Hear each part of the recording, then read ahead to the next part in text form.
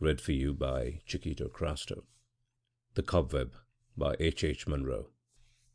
The farmhouse kitchen probably stood where it did as a matter of accident or haphazard choice, yet its situation might have been planned by a master strategist in farmhouse architecture.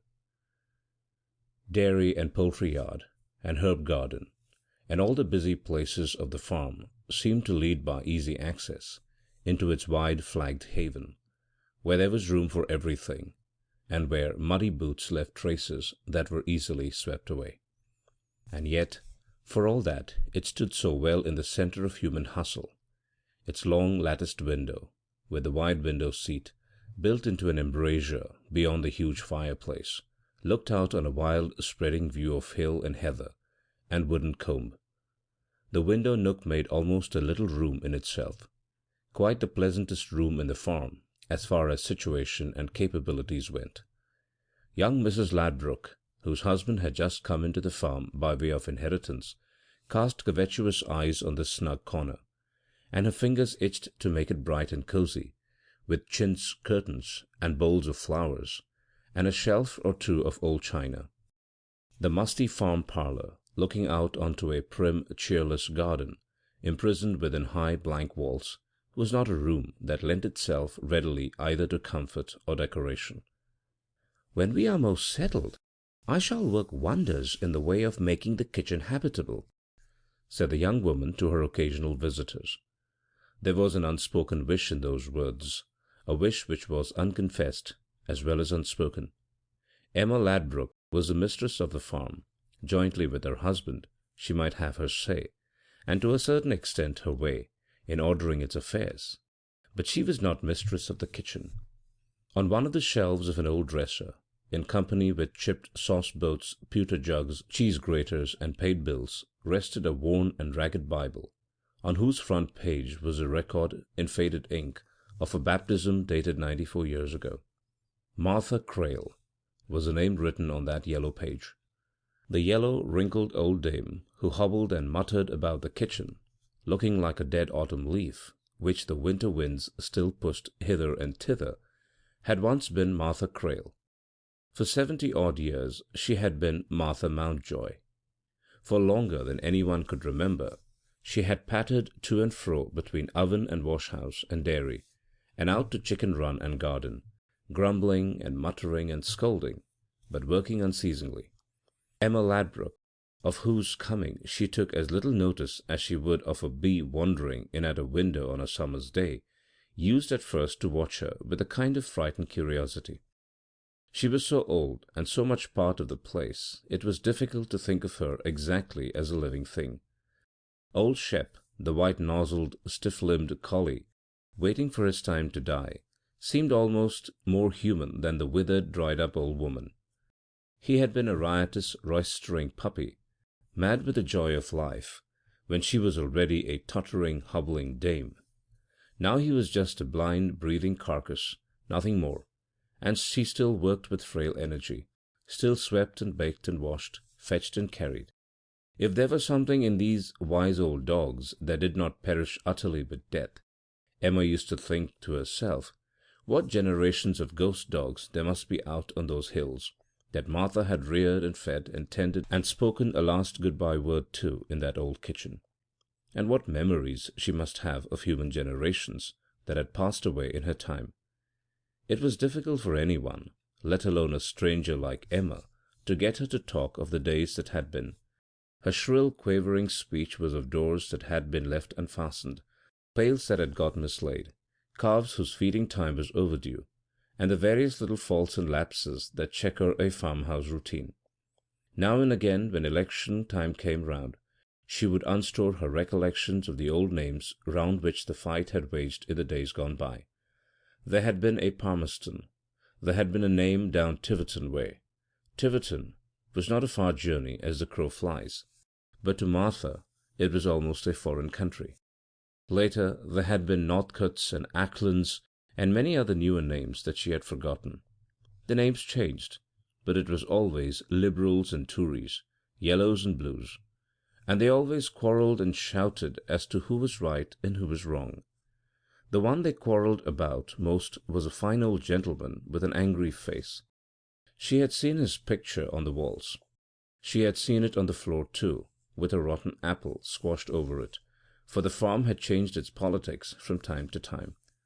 Martha had never been on one side or the other. None of they had ever done the farm a stroke of good.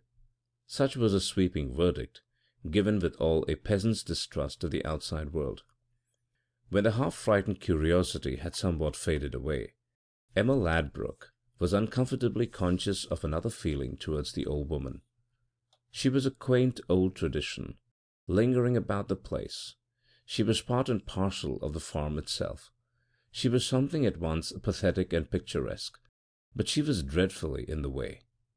Emma had come to the farm full of plans for little reforms and improvements, in part the result of training in the newest ways and methods, in part the outcome of her own ideas and fancies. Reforms in the kitchen region, if those deaf old ears could have been induced to give them even a hearing, would have met with short shrift and scornful rejection, and the kitchen region spread over the zone of dairy and market businesses and half the work of the household. Emma, with the latest science of dead poultry dressing at her fingertips, sat by, an unheeded watcher, while old Martha trussed the chickens from the market stall as she had trussed them for nearly fourscore years, all leg and no breast, and the 100 hints about effective cleaning and labour lightening, and the things that make for wholesomeness which the young woman was ready to impart or to put into action, dropped away into nothingness before that wan, muttering, unheeding presence. Above all, the coveted window corner, that was to be a dainty, cheerful oasis in the gaunt old kitchen, stood now choked and lumbered with a litter of odds and ends that Emma, for all her nominal authority, would not have dared or cared to displace. Over them seemed to be spun the protection of something that was like a human cobweb. Decidedly, Martha was in the way. It would have been an unworthy meanness to have wished to see the span of that brave old life shortened by a few paltry months. But as the days sped by, Emma was conscious that the wish was there, disowned though it might be, lurking at the back of her mind. She felt the meanness of the wish come over her with a qualm of self-reproach one day, when she came into the kitchen and found an unaccustomed state of things in that usually busy quarter. Old Martha was not working. A basket of corn was on the floor by her side, and out in the yard the poultry were beginning to clamour a protest of overdue feeding time. But Martha sat huddled in a shrunken bunch on the window-seat, looking out with her dim old eyes, as though she saw something stranger than the autumn landscape. "Is anything the matter, Martha?" asked the young woman. "'Tis death a-coming," answered the quavering voice. "I knew 'twere coming, I knew it. 'Tweren't for nothing that old Shep's been howling all morning. And last night I heard the screech owl give the death cry, and there was something white as run across the yard yesterday. 'Tweren't a cat nor a stoat, 'twere something. The fowls knew 'twere something. They all drew off to one side. Aye, there's been warnings. I knew it were a-coming." The young woman's eyes clouded with pity. The old thing sitting there so white and shrunken had once been a merry, noisy child, playing about in lanes and haylofts and farmhouse garrets that had been 80-odd years ago, and now she was just a frail old body, cowering under the approaching chill of the death that was coming at last to take her. It was not probable that much could be done for her, but Emma hastened away to get assistance and counsel. Her husband, she knew, was down at a tree-felling some little distance off, but she might find some other intelligent soul who knew the old woman better than she did. The farm, she soon found out, had that faculty common to farmyards of swallowing up and losing its human population. The poultry followed her in interested fashion, and swine grunted interrogations at her from behind the bars of their sties, but barnyard and rickyard, orchard and stables and dairy gave no reward to her search. Then, as she retraced her step towards the kitchen, she came suddenly on her cousin, young Mr. Jim, as everyone called him, who divided his time between amateur horse-dealing, rabbit-shooting, and flirting with the farm-maids. "I'm afraid old Martha is dying," said Emma. Jim was not the sort of person to whom one had to break news gently. "Nonsense," he said. Martha means to live to 100. She told me so, and she'll do it." "She may be actually dying at this moment, or it may just be the beginning of the break-up," persisted Emma, with a feeling of contempt for the slowness and dullness of the young man. A grin spread over his good-natured features. "It don't look like it," he said, nodding toward the yard. Emma turned to catch the meaning of his remark. Old Martha stood in the middle of a mob of poultry, scattering handfuls of grain around her. The turkey cock, with the bronzed sheen of his feathers and the purple red of his wattles, the game cock, with the glowing metallic lustre of his eastern plumage, the hens with their ochres and buffs and umbers and their scarlet combs, and the drakes with their bottle-green heads, made a medley of rich colour, in the centre of which the old woman looked like a withered stalk standing amid a riotous growth of gaily hued flowers. But she threw the grain deftly amid the wilderness of beaks, and her quavering voice carried as far as the two people who were watching her. She was still harping on the theme of death coming to the farm. "I knew 'twere a-coming. There's been signs and warnings." "Who's dead, then, old mother?" called out the young man. "'Tis young Mr. Ladbruk," she shrilled back. "They've just a-carried his body and run out of the way of a tree that was coming down and ran hisself onto an iron post. Dead when they picked un up. I knew 'twere coming." And she turned to fling a handful of barley at a belated group of guinea fowl that came racing toward her. The farm was a family of property, and passed to the rabbit-shooting cousin as the next of kin.